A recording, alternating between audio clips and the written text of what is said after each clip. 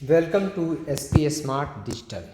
बच्चों, यहाँ पे part test 3 all India test जो पार्ट टेस्ट 3 है नीट का 12th क्लास का, उसका सोल्यूशन मैं डिस्कस आपसे कर रहा हूँ। Question number 1, a transformer has 100 turns in the primary coil and carries 8 ampere current. If input power is 1 kilowatt, then number of turns in the secondary coil to have 500 volt output will be. So we know that transformer power in is equal to power out is equal to this is equal to 1000 watt. मतलब power in जो होता है power out के बराबर होता है। तो ये गिवन है आपको कि इनपुट पावर 1 किलोवाट, 1 किलोवाट मतलब 1000 watt. So power is equal to V S into I S. Voltage अगर आउट की बात करें, पावर मतलब दो कॉइल होते हैं, एक प्राइमरी एक सेकेंडरी। अगर सेकेंडरी की हम बात करें तो सेकेंडरी का वोल्टेज, सेकेंडरी का current. So this is equal to secondary का current is equal to power output divided by V S. So this is 2 ampere and we know that also this is I P upon I S is equal to N S upon N P. So इसकी value put करेंगे। So number of turn is equal to this is equal to 400 is the correct answer. Now अगर question number 2 की बात करें यहाँ पे, तो question number 2 में यहाँ पे देखें तो कहा है statement 1, in L R circuit if higher value of L is taken, then it will take more time to reach a steady state value of the current. And we know that जो LR circuit होता है, जो LR circuit होता है तो उसमें कह रहा है कि if higher value of L is taken, then it will take more time to reach a steady state value of the current. ठीक है। और सेकेंड में बोल रहा है कि for higher value of L back E M F is large. Yes, ये देखो करेक्ट है कि अगर एल की वैल्यू हायर होगा तो बैक ई एम एफ जो होगा वो क्या होगा, लार्ज होगा, क्योंकि ज़्यादा देर तक उसको रोक कर रखेगा। और ये भी करेक्ट है कि in L R circuit of higher the value of L, अगर एल को आप बढ़ाते हैं तो मोर टाइम लेगा to reach the steady state, क्योंकि उतना ज़्यादा अपोज करेगा तो उतना ज़्यादा इंड्यूस्ड ईएमएफ वहाँ पे डेवलप होगा जो उसको अपोज करेगा, तो ज़्यादा टाइम लगेगा उसको स्टडी स्टेट पहुँचने में। So both statement first and statement second are correct. Question number 3, the dimension of quantity R C V upon L is. So this is L upon R, तो L upon R का हो गया this is time and C into V का होता है this is charge, क्योंकि Q is equal to C V है, आप लोगों ने पढ़ रखा है सभी ने। So this is equal to current into charge and charge is equal to current into time होता है। सो वैल्यू पुट करोगे यहाँ पे तो चार्ज अपॉन टाइम हो गया। सो this is charge upon time को क्या कहते हैं, एम्पियर कहते हैं। सो M0 L0 और a to power 1। So fourth part is the correct answer. Now fourth question, for a series RLC circuit R is equal to XL is equal to 2XC, the impedance of the circuit and phase difference, and we know that Z is equal to this is root under R square plus XL minus XC का whole square. So this is equal to R square and plus XL minus XC, तो XC is equal to कितना हो जाएगा XL by 2, तो XL by 2 का whole square. Now इसकी value जब put करेंगे यहाँ पे, so this is equal to यहाँ से आ जाएगा root under R square plus XL का whole square upon 4 and we know that XL is equal to कितना है आर, तो इसकी वैल्यू पुट कर दोगे। So this is equal to 5R upon 4 हो जाएगा। So this is root under 5 upon R हो जाएगा। तो ये तो दोनों में है। अब फेज डिफरेंस निकालने की बारी आया and phase difference tan phi, tan p नहीं tan phi होता है। tan phi is equal to this is X L minus X C upon R. So X L minus X C is equal to this is, यहाँ से अगर देखें तो X C is equal to X L upon 2 upon divided by resistance, तो resistance is equal to कितना हो जाएगा, this is equal to आप इन टर्म्स ऑफ एक्सएल तो देखो यहाँ से तो ये हो गया X L minus X L upon 2 divided by resistance. So this is X L by 2 and divided by resistance किसके बराबर है, एक्सएल के बराबर है, तो X L. So this is 1 upon 2 आ गया यहाँ पे। So 5 is equal to this is tan inverse 1 upon 2। So this is second part is the correct answer. Now question number next में कहा है क्वेश्चन नंबर 5 में match the column 1 with column 2। Principle of transformer, step up transformer, तो step up transformer होता है जिसमें primary जो coil होता है उसमें नंबर ऑफ टर्न जो होता है उसमें कम होता है, सेकेंडरी कॉइल में नंबर ऑफ टर्न ज़्यादा होता है, उसको स्टेप अप कहते हैं। स्टेप डाउन जो होता है उसमें प्राइमरी नंबर ऑफ टर्न जो होता है ज़्यादा होता है और सेकेंडरी नंबर ऑफ टर्न क्या होते हैं, कम होते हैं। ठीक है। कॉपर लॉसेज ट्रांसफार्मर में होता है प्रिंसिपल ऑफ ट्रांसफार्मर जो होता है म्यूचुअल इंडक्शन से रिलेटेड है। सो अगर इसका आंसर देखें तो प्रिंसिपल ऑफ म्यूचुअल इंडक्शन की अगर हम बात करें तो ए का तुम्हारा क्या हो जाएगा, यहाँ पे जो ए पार्ट है उसका हो जाएगा आर, एंड जो बी पार्ट है स्टेप अप कन्वर्ट, अच्छा तो बोला स्टेप अप ट्रांसफार्मर क्या करता है, तो वोल्टेज इंक्रीज करवाता है, तो convert low voltage into high voltage, इसका बी का पी हो जाएगा। सी का स्टेप डाउन क्या करता है, convert high voltage to low voltage. And copper losses की बात अगर हम करें तो कॉपर लॉसेस होता है due to Joule's effect of heating. So इसका first part is the correct answer. Question number 6. If instantaneous current is given by I is equal to 4 cos omega t plus 5 ampere, then the RMS value of the current is, and we know that कि this is the maximum value of the current. So RMS, this is I naught is equal to कितना हो जाएगा, this is 4. So this is I RMS is equal to this is I naught upon root 2. So this is 4 upon root 2. So this is 2 root 2 is the correct answer. Now question number 7. In AC circuit choke is preferred to resistors because क्यों होता है, तो energy is not waste, energy waste नहीं हो इसलिए हम चोक का use यहाँ पे करते हैं। क्वेश्चन नंबर 8 को अगर हम देखें तो क्वेश्चन नंबर 8 में कहा है कि in an AC circuit the power factor is unity. तो पावर फैक्टर होता क्या है, तो कॉस फाई को हम पावर फैक्टर बोलते हैं, better where phi is the phase difference, ठीक है, जो करंट ऑफ वोल्टेज के बीच में फेज डिफरेंस होता है। तो पावर फैक्टर जो होता है दिस इज कॉस फाई। तो अगर हम unity when the circuit contain ideal register only, अगर रजिस्टर होता है तो फेज डिफरेंस 0 होता है, तो पावर फैक्टर की वैल्यू 1 होती है। तो ये तो करेक्ट है आपका। बी में है is unity when circuit contains ideal inductor, नहीं, इंडक्टर के केस में करंट वोल्टेज के बीच में एंगल 90 डिग्री होता है, कॉस 90 0 होता है, पावर फैक्टर 0 हो जाएगा। ये 0 when the circuit contain an ideal resistance only, ठीक है, 0 नहीं होगा। ये 0 when the circuit contains ideal inductor, yes D. तो ए और डी पार्ट जो है आपका वो करेक्ट आंसर है। So third part is the correct answer. Question number 9, question number 9 में कहा है the potential difference V and the circuit current I flowing through an electrical instrument in an AC circuit are given as V is equal to 5 sin omega t, I is equal to 2 cos omega t, then the average power distributed per cycle in the instrument is, so we know that power is equal to this is I RMS into E RMS, so this is equal to 5 यहाँ पे क्या, this is maximum value, 2 क्या है यहाँ पे maximum value, and we know that RMS value is equal to maximum upon root 2, so this is 5 upon root 2 into 2 upon root 2, so this is 10 upon 2, so this is 5 बाट is the correct answer. Now question number 10. Question number 10 को अगर हम देखें the real angle of dip if a compass needle is kept in a vertical plane at an angle of 30 degree to the magnetic meridian, and in this plane needle makes an angle of 45 degree with the horizontal, so we know that tan delta is equal to V upon H होता है, tan delta is equal to this is 45 degree, so V upon H cos 30 यहाँ solve करोगे तो delta is equal to this is tan inverse root 3 by 2। Question number 11 को देखें तो select the incorrect statement about the paramagnetic substances. So for paramagnetic substances is susceptibility is directly proportional to the absolute temperature, ये जो है आपका ये statement जो है इनकरेक्ट है, ठीक है। नेक्स्ट में है x1 and x2 are susceptibility of the paramagnetic material at temperature T1 K and T2 K मतलब kelvin respectively, then so we know that तो जो पैरामैग्नेटिक होता है उसके लिए susceptibility is inversely proportional to temperature होता है। सो हम लिख सकते हैं कि x1 T2 equal to x2 T1। सो इसका करेक्ट आंसर जो होना चाहिए वो 3 होना चाहिए। तो 12 का देखो यहाँ पे जो आंसर है वो 2 है।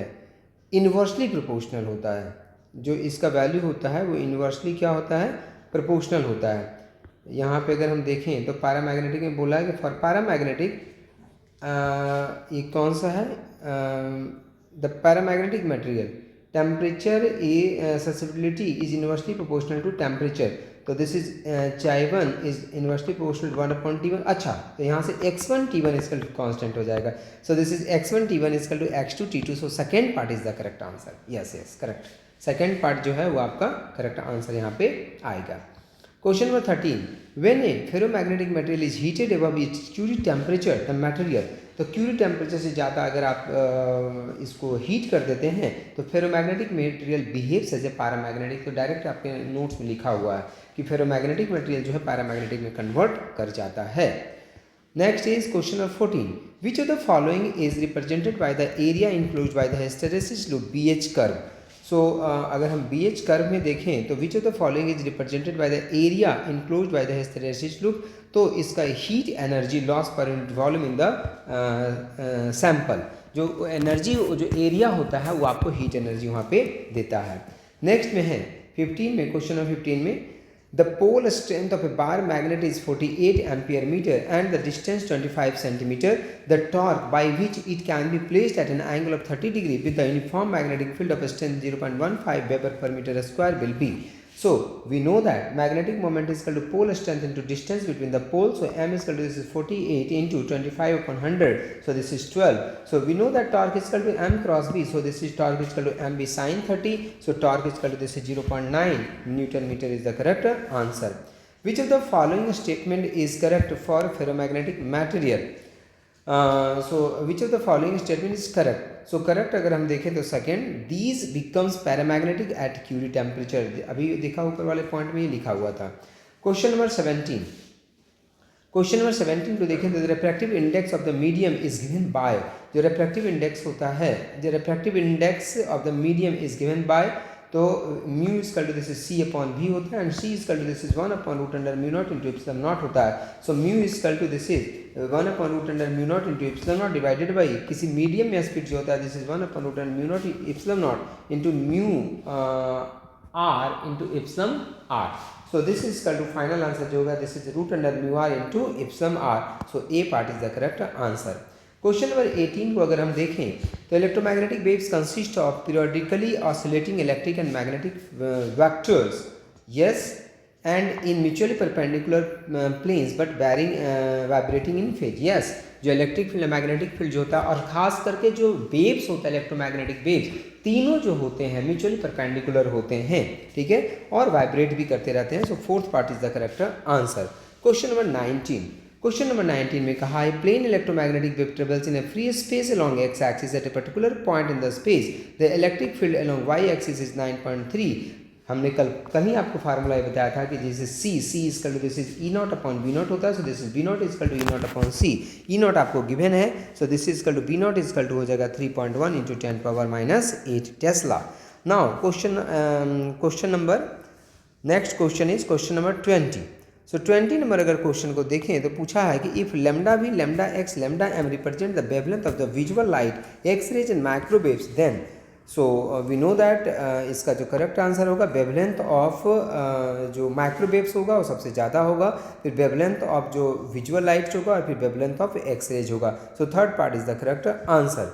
Now question number 21, according to modified Ampere circular law, जो मॉडिफाइड एम्पियर सर्कुलर लॉ है बेटा वो क्या कहता है कि B dot D L is equal to mu not I C या यहाँ पे आई सी या I C plus epsilon not this is D phi E upon कितना हो जाएगा D T, and this is the displacement current. मतलब एक ही करंट हम लोग ऐसे एम्पियर सर्कुलर जो मैग्नेटिक फेवरेटिव करंट में हम पढ़ते हैं तो वहाँ पे पढ़ते हैं close integration B dot D L is equal to mu not into I, जो करंट जाता है। लेकिन जब हम यहाँ पे पढ़ते हैं तो डिस्प्लेसमेंट करंट भी यहाँ पे आता है, ठीक है, तो वही आई सी हो गया, ये मेन करंट हो गया, एंड प्लस में जो डिस्प्लेसमेंट करंट है उसको भी हम यहाँ पे ऐड करते हैं, मॉडिफाइड फॉर्म है एम्पियर सर्कुलर लॉ का।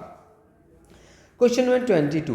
The electric field associated with an electromagnetic waves in vacuum is given by, this is E, and E is equal to 40 cos kz minus 3 into 10⁸ t I cap, where E, Z, T are in volt per meter, meter and second respectively. The value of wave vector is, so K wave vector के की value पूछा है तो E is equal to this is 40 cos kz minus omega T, omega is equal to this is 3 into 10⁸ metre per second आपको given है। We know that K is equal to this is omega upon C, so this is 3 into 10⁸ divided by 3 into 10⁸, so this is equal to 1 पर metre is the correct answer. Now the average value of electrical energy density in an electromagnetic waves is, तो direct formula है this is 1/2 epsilon not into E square is the correct answer. Now question number 24. The north pole of a magnet is falling on a metallic ring as shown in the figure. The direction of induced current if looked from upside in the ring will be. So अगर आप ना north pole यहाँ पे जा रहा है तो यहाँ पे नॉर्थ बनेगा और ये नॉर्थ में इस तरह से करंट का फ्लो होगा, मतलब करंट यहाँ पे इस तरह से फ्लो करेगा। तो अगर आप ऊपर वाली साइड से देख रहे हो तो ये आपके लिए क्या होगा, एंटी क्लॉकवाइज डायरेक्शन में आपका करेक्ट आंसर आएगा। क्योंकि अगर नॉर्थ जा रहा है तो हम यहाँ पे नॉर्थ बनाते हैं और इसमें इस तरह से एरो लगा देते हैं, यही करंट का आपका क्या होता है, डायरेक्शन होता है। Now question number 25। Question number 25 में देखें तो लिखा हुआ two parallel rails of a railway track insulated from each other and with the ground are connected to a millivolt meter. The distance between the rails is 1 meter. A train is traveling with a velocity of 72 km per hour along the track. The reading of the millivolt meter is vertical component. The earth magnetic induction is 2 into 10 to the power minus 5. So induced EMF is equal to, this is BVL. V is the velocity of the train. So this is 72 km per hour. So this is 72 into 5 upon 18. So this is 20 meter per second. So this is 2 into 10 to minus 5 into 20 into 1. So this is equal to 40 into 10 to minus 5 volt. So this is equal to 40 into 10 to minus 2 millivolt. So this is 0.4 millivolt is the correct answer. Now question number 26. A solenoid of 10 Henry induced inductance and 2 ohm resistance is connected to a 10 volt battery. In how much time the magnetic energy will be increases to I by fourth of the maximum value? So we know that magnetic energy is equal to, this is 1 upon 2 Li square. So this is directly, L is a constant, so directly proportional to energy, directly proportional to I square. So I is inversely I is root under UV. I is directly proportional to root under energy. So this is I2 upon I1 is equal to, this is root under U2 upon U1. So this is equal to root under 1 upon 4. So this is 1 upon this is I upon 1 upon 4. So this is 1 upon 2. So this is I2 is equal to, this is I1 upon 2. So time is equal to, this is 0.693 into L upon R. So this is 3.5 second is the correct answer. So first part is the correct answer. Now question number 27. Question number 27 को अगर हम देखें तो question number 27 में कहा है यहाँ पे, when the number of turns and the length of the solenoid are double while the area of cross section is half, the inductance. So we know that inductance, self inductance L is equal to, this is mu naught n square A upon L. So L is directly proportional to n square area and inversely proportional to length. So सबकी value put करेंगे. So this is L2. अगर हम L2 की बात करें तो सबकी value put कर, this is N2 upon N1, A2 upon A1, N2 upon N1 का होल स्क्वायर हो गया यहाँ पे, A2 upon A1 and this is L2 upon L1. सबकी वैल्यू पुट किया, दिस इज 2 का square into 1 upon 2 into 1 upon 2 L. So this is equal to final answer कितना आ गया, दिस इज L आ गया यहाँ पे, फाइनल आंसर जो आया L आ गया. Now question number 28. अगर क्वेश्चन नंबर 28 को देखें तो flux equal to, this is equal to 3t square plus 4t plus 9 given है आपको, EMF पूछा है. So we know that EMF, अगर मैग्नीट्यूड की हम बात करें जैसे ऐसे EMF is equal to, this is minus D phi upon dt होता है, लेकिन जब हम मैग्नीट्यूड की बात करते हैं तो माइनस साइन को हम यहाँ पे नेगलेक्ट कर देंगे. So this is EMF is equal to, this is D phi upon dt हो जाएगा. इसको हम डिफ्रेंशिएट करेंगे. सो डिफ्रेंशिएट करने के बाद आ जाएगा 60 plus 4 and t is equal to 2 second है, वैल्यू पुट करेंगे. So this is 16 volt is the correct answer. Now next is question number 29. So a diagram है, आप देख सकते हैं. The figure represents in area A is equal to 0.5 metre square situated in a uniform magnetic field B is equal to, this is 2 Weber per meter square and making an angle of 60 degree with respect to the magnetic field. The value of the magnetic flux through the area would be equal to. So we know that this is flux is equal to, this is B a cos theta. So this is B is equal to 2, area is equal to 0.5 and cos theta is equal to, this is 60 degree. So सबको calculate जब करेंगे तो this is 0.5 Weber is the correct answer. Now next is question number 30.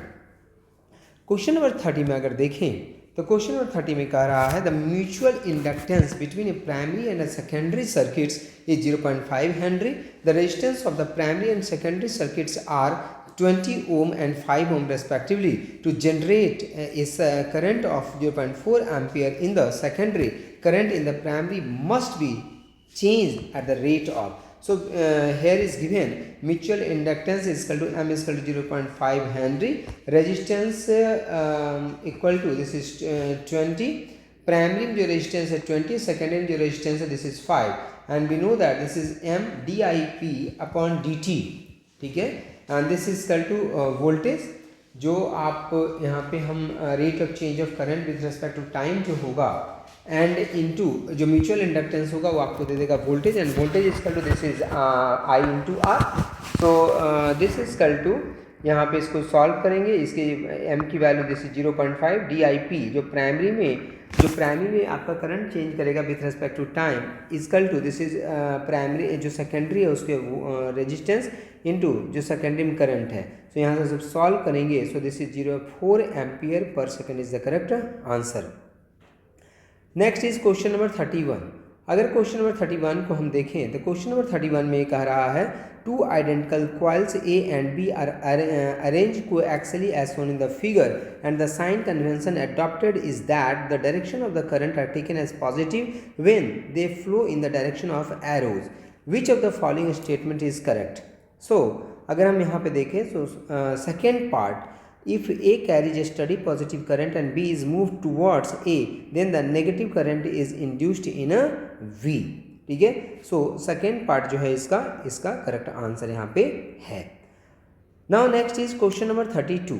अगर question number 32 को हम देखें यहाँ पे तो क्वेश्चन नंबर 32 में कह रहा है कि the equivalent inductance of two inductance is 2.4 henry when connected in parallel and 10 henry when connected in series, the difference between the two inductor is. So अगर आप टू इंडक्टर अगर पैरेलल में होता है तो equivalent is equal to this is L1 L2 upon L1 plus L2 and this is equal to 2.4, और अगर वो सीरीज में होता है तो this is L1 plus L2 is equal to 10। इसको सॉल्व करेंगे so this is L1 L2 यहाँ से निकालेंगे, so this is L1 L2 is equal to root under L1 plus L2 का होल स्क्वायर, यहाँ पे होल स्क्वायर आएगा -4 L1 L2 आ जाएगा। सो दिस इज 10 का square minus 4 into 2.4, so this is equal to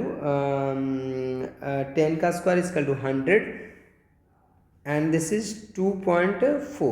तो यहाँ से L1 L2 is equal to this is, हाँ तो L1 L2 इजकल टू कितना है, दिस इज 10 है ना, L1 L2 इजकल टू कितना है यहाँ पे, अच्छा ये L1 माइनस L2 हमने निकाला है, यहाँ पे जो हमने निकाला दिस इज L1, देखो L1 minus L2 and this is equal to root under this is L1 plus L2 का whole square minus this is 4 L1 L2। So यहाँ से अगर देखें तो L1 L2 10 है तो इसकी वैल्यू 10 पुट करो तो 10 इंटू 2.4 कितना हो जाएगा 24। सो हम यहाँ से लिखेंगे this is L1 L2 this is equal to 24 और L1 plus L2 equal to 10 है। सो वैल्यू पुट किया यहाँ पे दिस इज 10 का square minus 4 into 24, so this is equal to 100 minus 96, so this is root under 4 and root under 4 means this is equal to 2 is the correct answer. Now next is question number 33। Question number 33 में अगर हम देखें यहाँ पे question number 33 को देखें तो two coaxial solenoids are made by winding thin insulated wire over a pipe of cross section area A equal to 10 cm square and length is equal to 20 cm. If one of the solenoids has 300 turns and the other 400 turns, their mutual inductance is. So we know that mutual inductance M is equal to this is mu naught N1 A into N2, सबकी value put करेंगे, mu naught is equal to this, N1 is equal to this, A की value into N2 की value, so this is 2.4 pi into 10 to the minus 4 Henry is the correct answer. Now next is 34. In the figure shows a part of a complete circuit. The potential difference VB minus VA when the current I is 5 ampere and is decreasing at a rate of 10 to the 3 ampere per second is given by. So this is equal to यहाँ से current I पास कर रहा है 1 ampere है, यहाँ पे 15 volt है, 5 milli henry है। So this is equal to, अगर हम देखें यहाँ पे तो आप ये लगा सकते हैं यहाँ पे किरचॉफ का law. So this is equal to VA और करंट के डायरेक्शन में अगर आप ट्रेवल कर रहे हैं तो करंट कितना है, this is equal to current is 5, so this is equal to VA minus 5 and positive से नेगेटिव जा रहे हैं, so the negative this is 15 volt and this is equal to 5 milli henry, so this is equal to minus 5 into 10 power 3 into 10, so this is equal to current का यही direction है और यहाँ पे जो करंट का डायरेक्शन है सो यहाँ पे ये हो जाएगा this is 5 and this is equal to VB, so 5 cancel out हो जाएगा, so this is VB minus VA and this is equal to minus 15 volt is the correct answer, third part is the correct answer. Now question number 35। Question number 35 में कह रहा है assertion in generators and motor the role of input and output are reversed. ठीक है, generator and motor में बोला roles of input and output जो होता है वो रिवर्स होता है। बी में बोला, रीजन बोला है in generator electric energy is the input and mechanical energy is the output. नहीं, ऐसा नहीं होता है। In motor mechanical energy is the input, नहीं, ये तो रीजन इसका गलत है बेटा। बट इसका जो असर्सन है, अगर हम असर्सन की बात करें तो in generator and motor the roles of the input and output are reverse. Input and output are reverse, हाँ, तो ये हम सही बोलेंगे, ठीक है, ये आपका करेक्ट है और रीजन इसका गलत है बेटा। सो सेकेंड पार्ट जो है इसका करेक्ट आंसर है A is 2 but R is false. Now question number यहाँ से 36, ये सेक्शन बी यहाँ से स्टार्ट हो रहा है। तो सबसे पहले बोला quality factor of the resonant circuit is, तो डायरेक्ट फार्मूला है बेटा। क्वालिटी फैक्टर इजकल टू, इसका 3 फॉर्म में फार्मूला होता है। So 1 equal to this is 1/r root under L/C formula होता है, तो this is the correct answer. Now question number 37। तो अभी इस तरह का क्वेश्चन हमने किया कि ए पॉइंट से स्टार्ट करना है आपको और बी पॉइंट पे चले जाना है आपको, ठीक है। तो देखो यहाँ पे भी कर रखा है, this is VA minus VB and this is equal to VL and plus VR। VL यहाँ पे हो जाएगा एंड दिस इज यहाँ पे हो जाएगा VR। वैल्यू पुट किया है यहाँ पे एंड वैल्यू पुट करने के बाद this is L is equal to this is 0.05 henry is the correct answer. इसका जो इंडक्टेंस की वैल्यू है this is 0.05 henry, third part जो है इसका करेक्ट आंसर आया है यहाँ पे। नाउ क्वेश्चन नंबर 37 के बाद है क्वेश्चन नंबर 38। अगर हम क्वेश्चन नंबर 38 को देखें तो when an AC source of voltage V equal to this is V not sine 100t is connected across a circuit, the phase difference between the voltage V and current I in the circuit is observed to be pi/4 as shown in the figure. If the circuit consists possibly only of RC or LC or LR or LC in series, find possible value of the two element. So this is the voltage and this is the current and so अगर हम देखें यहाँ पे so this is equal to figure given in the question shown that the current I leads the voltage V by the phase angle pi/4. Therefore the circuit can be RC circuit alone. So tan phi is equal to this is XC upon R, so this is 1 upon omega CR. So this is tan pi/4, so this is 1 upon omega CR. So this is equal to 1 is equal to this is omega CR and we know that given is V is equal to V naught sin 100 pi by 100t. So यहाँ से omega is equal to कितना हो जाएगा, this is 100. So CR is equal to this is 1 upon omega, so this is 1 upon 100. When R is equal to 1 kilo ohm, so this is 10 to the power 3 ohm. So C is equal to this is 1 upon 10 to the power 5. So this is 10 to the power minus 5. So 10 microfarad is the correct answer. So correct answer इसका कौन सा है, A part है। Question number 39। अगर question number 39 को देखें तो बोला इसमें current flowing through the resistor are vary जाता I is equal to this is KT where K is a constant. Find average value of current for first 2 seconds. So what is average value? So average value is equal to this is equal to I dt is a formula है T1 to Tt. So this is 0 to T divided by total time. So this is 0 to 2. इसको हम integrate करेंगे यहाँ से ऊपर, तो ऊपर K T into d t है, तो K तो कांस्टेंट ही है, तो T डी टी का integration this is t square upon 2 हो गया। नीचे हो गया आपका डी टी का इंटीग्रेशन T, हायर वैल्यू 2 है, लोअर वैल्यू 0 है, वैल्यू पुट करेंगे। So final answer is equal to K is the correct answer. Now next is question number 40। अगर क्वेश्चन नंबर 40 को हम देखें यहाँ पे तो बोला 2 identical bulbs B1 and B2, 2 identical bulbs हैं B1 and B2 are connected to an AC source. B1 is connected in series with a coil of 100 millihenry and B2 with a capacitor of 10 microfarad as shown in the figure. The brightness of B1 and B2 will be, B1 और B2 में brightness किसका ज़्यादा होगा? So we know that कि brightness is directly proportional to heat and heat is directly proportional to power into time. So it depends on it is depend on frequency. So इसका हम अगर answer दें तो depending on the frequency of the source, ठीक है। So this is the correct answer. Now question number 41. 41 में देखें तो 2 bar magnets of magnetic moment M each are placed in the 2 different manners as shown in the figure. 2 different manner में इसको यहाँ पे रखा गया है। एक 60 डिग्री का एंगल है, एक 60 डिग्री का, यहाँ पे नॉर्थ है, साउथ है, नॉर्थ है, साउथ है। So net magnetic moment of system arrange in figure A and figure B are MA and NB respectively, then MA upon MB is equal to, so this is equal to, अगर हम यहाँ से बात करें so this is MA is equal to 2p cos 30, so this is root under 3p and MB is equal to 2p cos 60, so this is p, so this is MA upon MB is equal to कितना हो जाएगा, this is root under 3 हो जाएगा।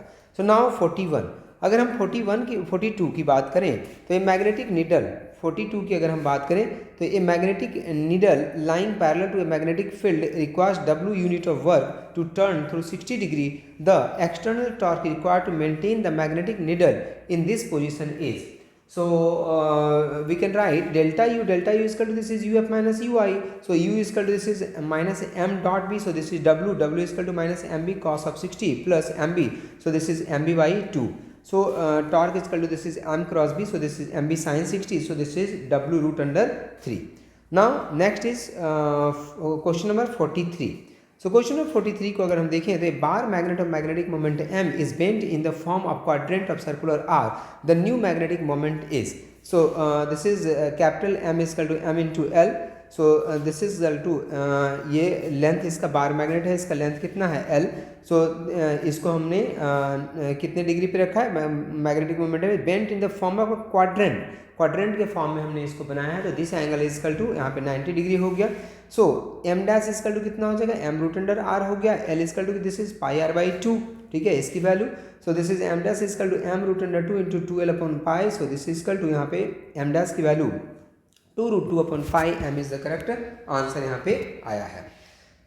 Next is question number 44. Question number 44 में बोल रहा है कि the sun radiates electromagnetic energy at the rate of 3.9 into 10 power 26 watt. Its radius is 6.96 into 10 power 8 meter. The intensity of sunlight at the solar surface will be. So power आपको given है, power जो है आपको given है. This is equal to 3.9 into 10 power 26. Radius आपको given है and we know that intensity is equal to this is power upon 4 pi R square surface area. So यहाँ इसका सॉल्व करेंगे तो this is 6.4 into 10 power 7 watt per metre square is the correct answer. Now next is question number 45. A parallel plate capacitor with plate area 2a and separation between the plates d is charged by a constant current I. Consider a plane surface of area a by 4 parallel to the plates and drawn symmetrically between the plates. What is the displacement current through this area? So net displacement जो यहाँ पे होगा, so this is net displacement id is equal to this is I. Since displacement current is uniformly distributed across the area, so this is I dash is equal to I into a by 4 upon 2/8. So this is equal to I by कितना हो गया यहाँ पे 8 is the correct answer. Next is question number 46. Match list 1 with list 2 and select the correct answer. For an AC generator, phi is equal to this is NBA cos omega t and EMF is equal to this is NB omega NBA omega and into sin omega t. So अगर इसको match करेंगे बेटा तो match करने के बाद जो second part है इसका, second part is the correct answer. आपका सेकेंड पार्ट करेक्ट आएगा. Direction of induced EMF is given by, तो डायरेक्शन ऑफ इंड्यूस्ड EMF जो है किसके द्वारा गिवन गया था, लेंस के द्वारा.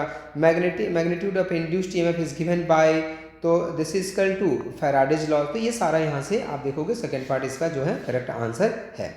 नाउ 47. अगर 47 नंबर क्वेश्चन को हम देखें तो क्वेश्चन नंबर 47 में है यहाँ पे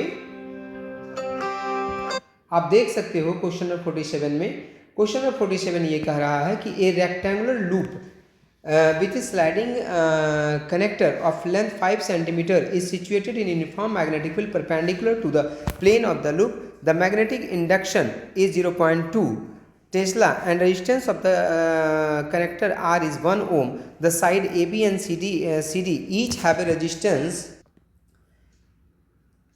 Each has a resistance 8 ohm. The current in the connector which is moving with velocity of 2 meter per second will be. So यहाँ पे EMF is equal to this is BVL. अगर इसको move करवा रहे हो 2 मीटर पर सेकेंड से तो EMF कितना हो जाएगा, दिस इज BVL हो जाएगा. सो BVL से हमने निकल जाएगा. रेजिस्टेंस कितना हो जाएगा, तो effective resistance is equal to, तो ये दो किस में है, पैरेलल में है, तो पैरेलल का फार्मूला लगाएंगे प्लस 1 किस में हो जाएगा, उसके साथ सीरीज में हो जाएगा. तो ऐड करेंगे तो this is 5 ohm total resistance आएगा. And we what is current is equal to I is equal to this is E upon R. So this is equal to 0.004 ampere is the correct answer. Now next is question number 48. अगर question number 48 को हम देखें तो एक coil of induced EMF, एक coil of induced inductance 0.2 henry is connected in series with a switch and cell of EMF 1.4 volt. The total resistance of the current is 4 ohm. What is the initial rate of growth growth of current when the switch is closed. So we know that I naught is equal to, this is 1.6 upon 4, so this is 0.49 ampere. Growth of current I is equal to, this is I naught 1 minus e to power minus RT upon L. So इसकी value put करेंगे, so this is equal to 8 ampere per second is the correct answer. Next question is 49. A rod of length 2 meters slides with a speed of 5 meter per second on a rectangular conducting frame as shown in the figure. There exists a uniform magnetic field of 0.04 Tesla perpendicular to the plane of the figure. If the resistance of the rod is 3 ohm, the current through the rod is. So यहाँ पे हम इसका क्या करेंगे, resistance of the rod आपको given है, current आपसे यहाँ पे पूछा गया है।